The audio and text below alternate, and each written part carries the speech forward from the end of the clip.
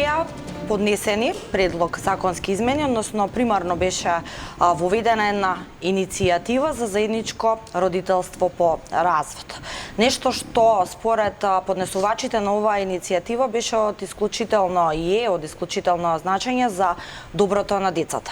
Меѓутоа, овие предлози се уште се заглавени во, може да се каже, или во собраниските лавиринти или во Министерството за труд и социјална политика. Што се е офатено со овие предлог законски измени, личните приказни на сите оние поднесувачи, односно на граѓанската иницијатива за заедничко и одговорно родителство по развод, ке ги дискутираме со нашиот гостин во отвореното студио, господин Наум Рибаровски, представник и главен иницијатор од ова граѓанско здружение. Добар ден, добре дојдовте. Господин Рибаровски кажа во најавата и претходно сте имале можност, односно јавноста беше запознаена со оваа ваша иницијатива, но ајде докаде сте сега со вашите барања, има ли слух, се остваруваат ли средби?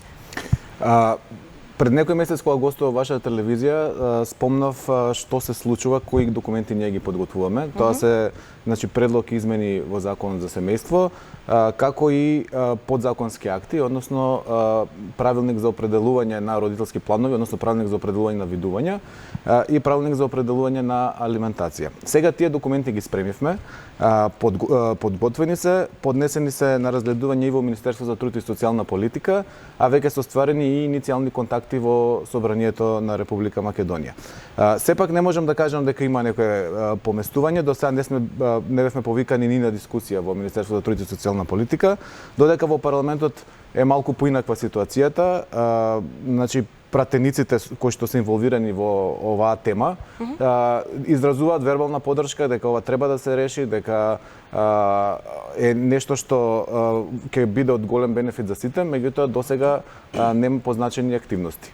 Само да напоменам дека во текот на разговорот и гледачите ќе можат да се вклучат, да ја постават својата дилема или прашање до господинот Рибаровски.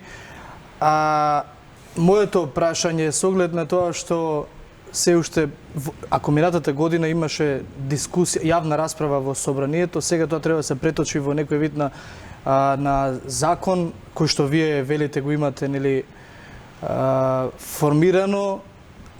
Таму се утврдува што е она заедничко родителство. Да. Треба да се дефинира што значи заедничко, предпоставувам. Да.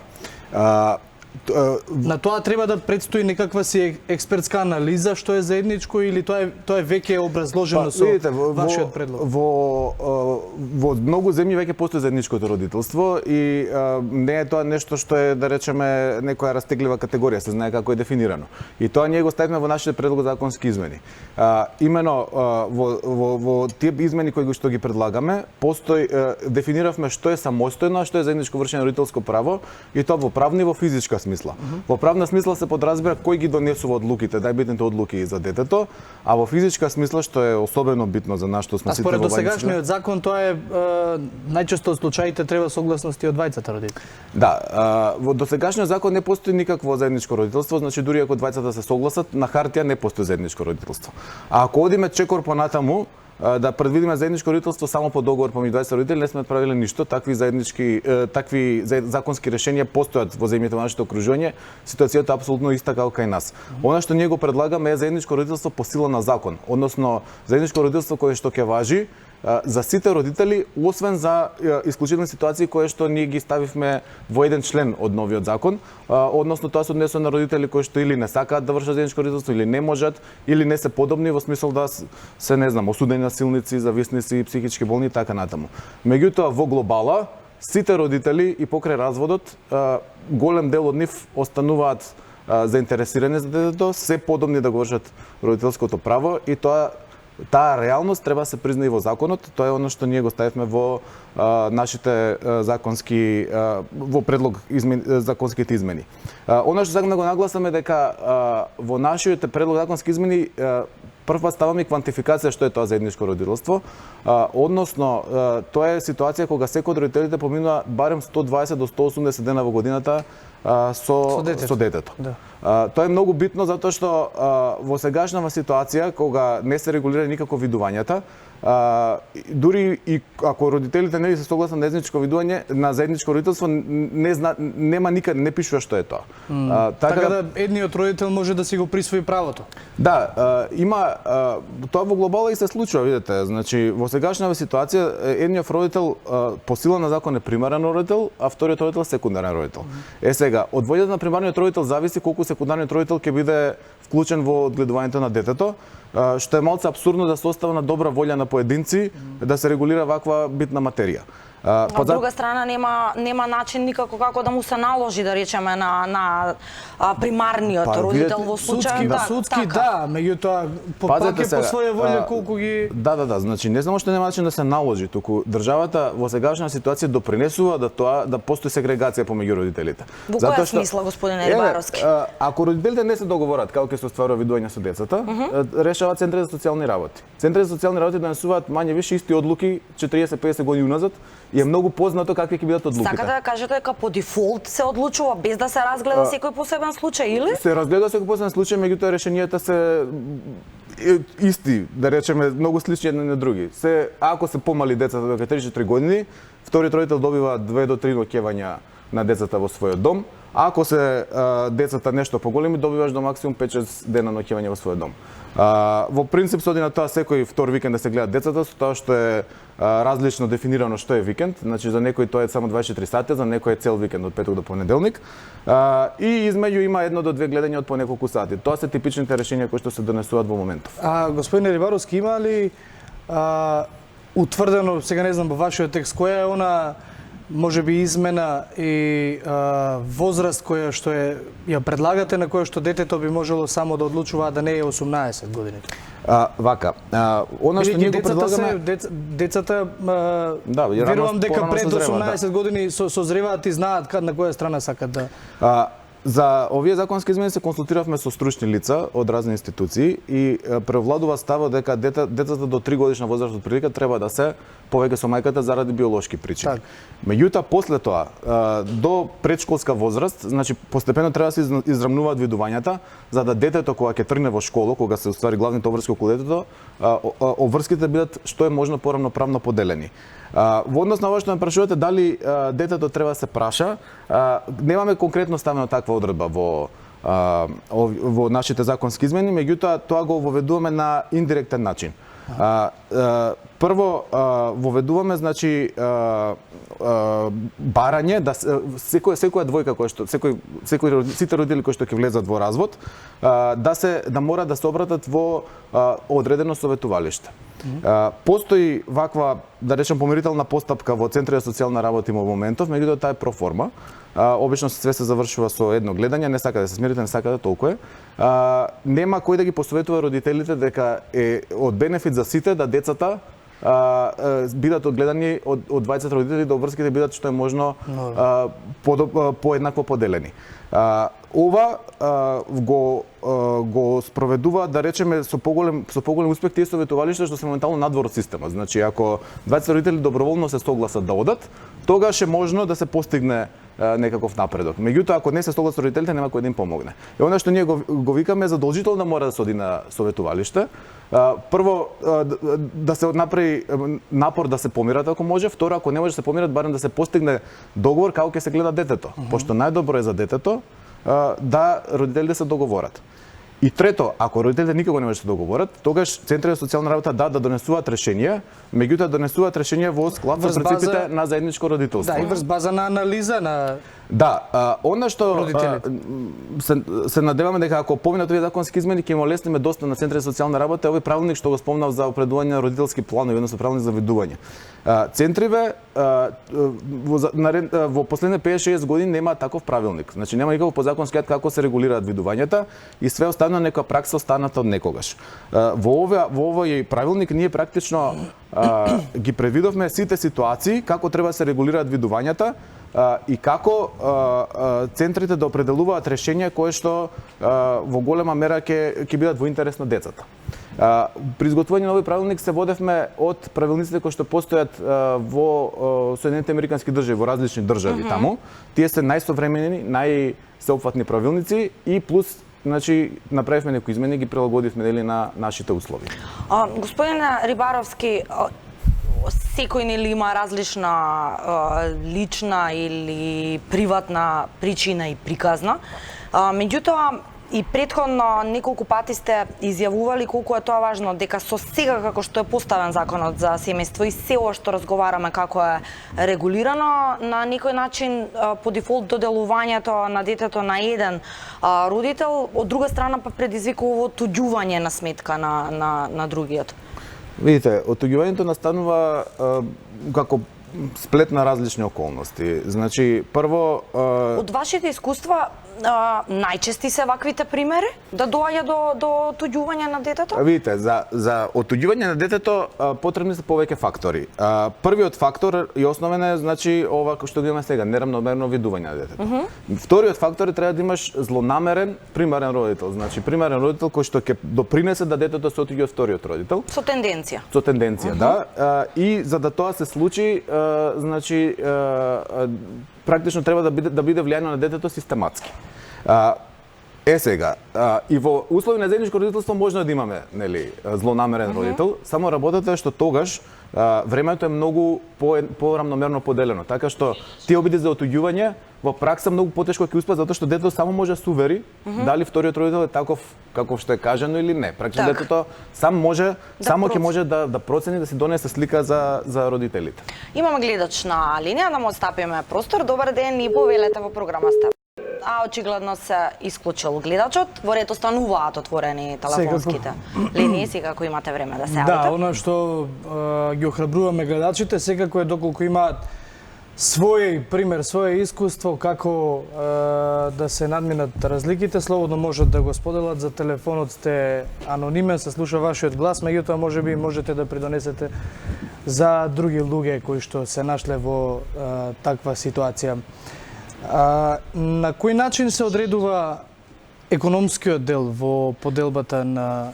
Имаме гледач? Да, сакав да те прекинам за да... Да, слободно, му оставиме простор. Да, добар ден, повелете, или се исклучи гледачот? Добро, продолжуваме. Повелете, господин Рибаровски. Претпоставаме прашувате за алиментацијата. За алиментацијата, да. Можам да кажам дека определувањето на алиментацијата моментално е еднаква катастрофа како и определување на видувањето. Значи имаме систем кој што е тотално непродуктивен за децата, односно износот на алиментација во најголем дел случаи е толку мал што не ги задоволува ни основните потреби на детето. Имаме помал број на случаи каде што алиментацијата е толку голема што да речеме не е само алиментација, туку е очигледно награда за примарниот родител. И тоа се случува во практика, каде што родителите сразмерно со својот економски статус, како да алиментацијата повеќе не станува прашање на тоа како ќе се издржува детето, туку да се дојде до одредена сума. Да, затоа што можеби звучи брутално, но затоа што според сегашниот закон, а и праксата на судовите, во принцип секогаш кога се определува алиментација се гледа колку е заработката на секундарниот родител, тој што треба да плати, и од таа плата се зема третина. Значи тоа е генерално принципот по кој што се водат судовите со одредени исклучоци. Сега кога се водиме по тој принцип, значи битно е колку само едниот родител заработува, не битно колку вториот родител заработува, и побитно не се битни потребите на детето. Тие потреби на детето никаде не се квантифицирани. И затоа ние спремивме на правилник за определување на алиментација. Во тој правилник прва и основна ставка е табела со трошоци. Колку се типичните трошоци за едно дете во согласно со возраста на детето и со заработка на родителите, вкупната заработка на родителите, затоа што не сите имаат еднаков стандард. Понатаму кога ќе се определи колку се тие трошоци, тие се делат помеѓу родителите. Прво се делат пропорционално на заработката на родителите, значи кој што заработува поише треба да придонесе поише. И втора работа се делат според времето кое што е поминато со детето, затоа што времето поминато со детето подразбира и трошоци за детето, подразбира и храна, подразбира облека и така натаму, основни трошоци кои што ги има во секојдневието.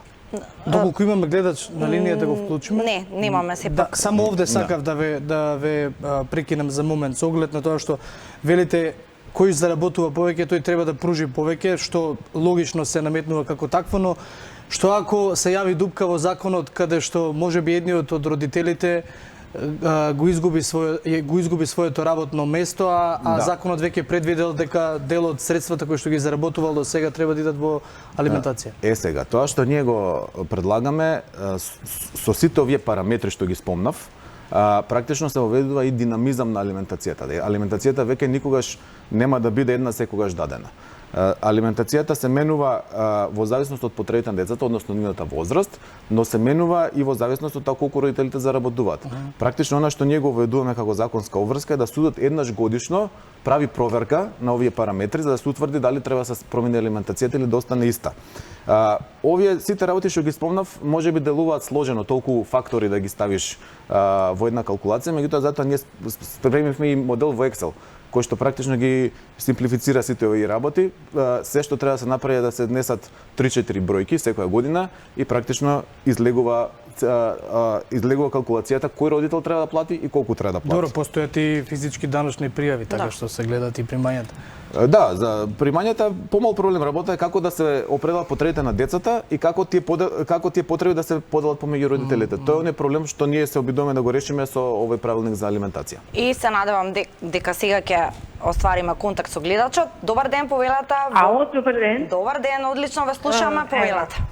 Се јавувам во врска со темата. Сакам да ви кажам дека јас сум самотна родител и ја издржував кирката до полнолетство, мислам до завршување на факултетот. И да ви кажам дека воопшто не сум задоволна од начинот на кој што се распределува алиментацијата. За девојка која што студира да се додат 4000 денари, а родителот како приватно лице, приватник, да не достави средства во УЈП, дека остварува некои средства и тие средства да се даваат како минорно 4000 арки. Јас не знам дали е доволно 4000 за девојка која што студира. Мислам, не знам, можете вие да ми кажете ли господинот кој што е гости, не знам кој е, односно да се вклучи, дали е тоа нормално? 4000. Доколку да, ви благодариме во секој случај за вашето јавување.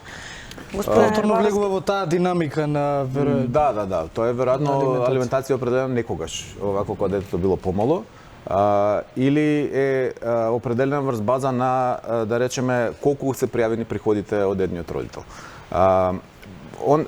Како што спомнав, тоа е маната на сегашниот систем. Алиментацијата скоро секогаш во најголем број случаи не е доволно за потребите на детето. Никаде тие потреби на детето не се квантифицирани и затоа мислам дека овој наш предлог, кај што се обидуваме да ги квантифицираме тие потреби на детето, заслужува внимание.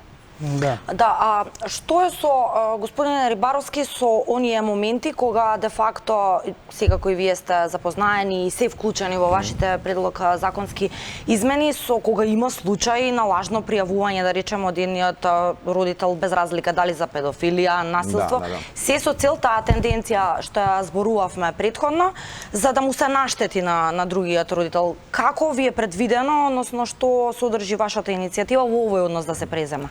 Тоа е една од најужасните работи што може да се случи на еден родител. Практично меѓутоа де факто постојат. Де факто постојат. Сега работаве како да се одделат кои се вистински, кои се лажни. Во наша иницијатива имаме еден куп на лажни пријави, најчесто за семено насилство, тоа е сега хит пријавување од семено насилство. И што се случува тогаш? Тогаш центри за социјална работа веројатно правилно во еден период го тргаат тој родител на страна и викаат ја го гледаш детето под надзор.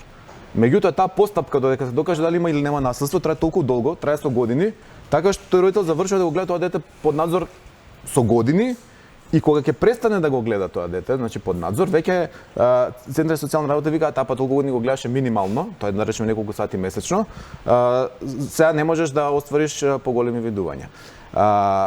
На овој начин многу врски помеѓу деца и родители се прекинати, затоа што едниот родител едноставно губи сила.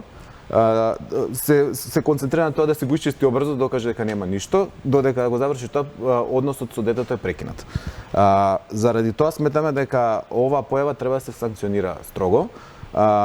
во моментов тие што лажно прејавуваат не се никако санкционирани, практично се остваруваат својата болна цел да го тргнат другиот родител од животот на детето и затоа во нашиот предлог ставивме дека секое лажно прејавување за насилство, педофилија или било каква друга злоупотреба на детето да биде основа за одземање на родителско право. Односно да ги стимулираме тие што стварно имаат, нели, докази, материјали, така да го прејавуваат тоа и да го докажат да одат до крај, а тие што лажно прејавиле едноставно да се замислат дали вреди да се прејавува такво нешто ако стварно не постои. Бидејќи сме некаде при крајот со разговорот, а сме разговараме во поглед на тоа дека треба да се најде ова пред пратениците, што е следно? Кога очекувате да бидете повикани да разговарате ова конечно да влезе во собраниска клупа или во комисиите И би се надоврзала само на прашањето дали добивте поддршка од некои други организации во овој однос? Чинам дека Меѓаши ве поддржа, примерно првата детска амбасада. Меѓаши се од старт со нас. Тоа е проблем кој што они одамна го имаат воочено и многу од активностите ги спроведуваме заедно. Имаме писмена поддршка од Детска клиника за психијатрија, од Завод за ментално здравје. Помага ли тоа доволно? Господин Рибаровски, или секогаш може повеќе? До сега помага, меѓутоа сега се очекува круната, значи сега треба да се случат тие законски измени.